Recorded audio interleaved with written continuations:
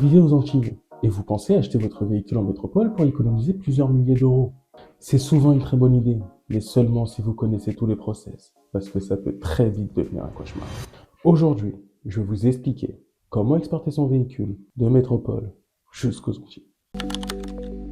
La première raison pour laquelle beaucoup de personnes achètent des véhicules en métropole, elle est simple. Le prix et le choix.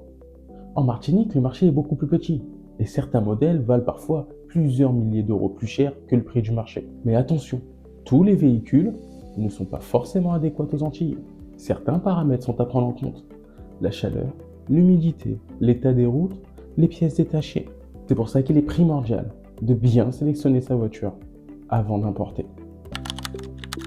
L'achat du véhicule ne se fait pas n'importe comment. Il y a des points très importants à prendre en compte. L'historique du véhicule, l'entretien, le kilométrage cohérent et son passé.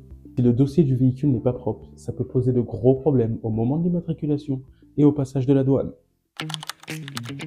Une fois la voiture achetée, il faut l'envoyer vers les Antilles. Et pour ça, on a deux types de transports qui s'offrent à nous, soit par bateau, soit en transport roulier. Et on a différents ports où déposer le véhicule. Le Havre, Anvers et Montoire de Bretagne. Le coût du transport est généralement situé entre 1000 et 2000 euros, selon les compagnies et le port. C'est le point le plus important. Lorsque vous arrivez aux Antilles, il y a différentes taxes à payer. L'octroi de mer régional et la TVA DOP. Et ces taxes, comment sont-elles calculées? C'est assez simple. Elles sont calculées sur la valeur CAF. Coût, assurance, fret. Ce qui signifie plus simplement le prix du véhicule, plus le prix du transport, plus le prix de l'assurance. Non, ce n'est toujours pas fini. Quand la voiture arrive au port, il y a encore des frais. Le transitaire, les formalités douanières, la manutention et le gardiennage. En général, il faut prévoir à peu près plusieurs centaines d'euros pour ces frais supplémentaires.